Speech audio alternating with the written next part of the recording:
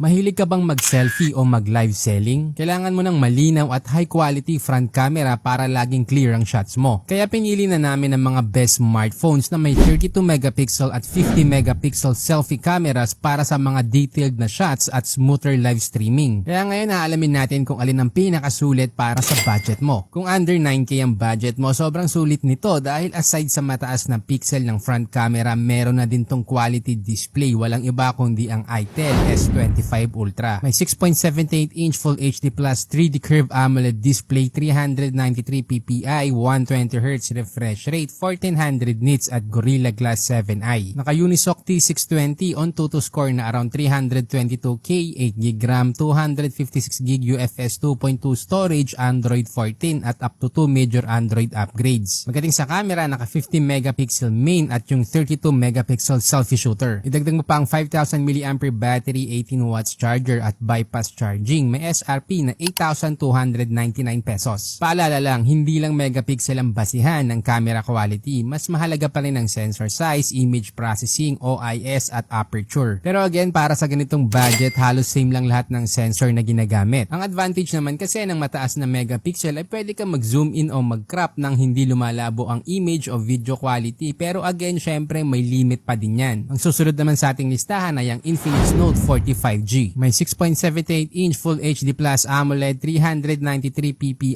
120Hz refresh rate at 1800 nits. Naka-Dimensity 7020 on Tutu score na around 456K, Android 14, 12GB RAM at 512GB storage. Pagdating sa camera, naka 108 megapixel main, kaya mag-video recording ng 1440p at 30fps at may 32 megapixel front camera. Idagdag mo pa ang 5000 mAh 33 watts charger, 15 watts wireless charging at bypass charging. May SRP na 10,410 pesos. Gumawa rin kami ng FB group na smartphone tips. Dito i-guide ka namin para piliin ang best smartphone para sa budget mo. Plus kami na din ang maghahanap ng discount at trusted store online. Again, exclusive lang to sa mga bumibili online at gusto ng discount. Kung may extra budget ka pa at gusto mo ng pang all-around na smartphone, andyan naman ng Tecno Camon 35G. May 6.78-inch AMOLED, 393 ppi at 120Hz refresh rate. Naka-Dimensity 7020 on Tutu score na around 456K,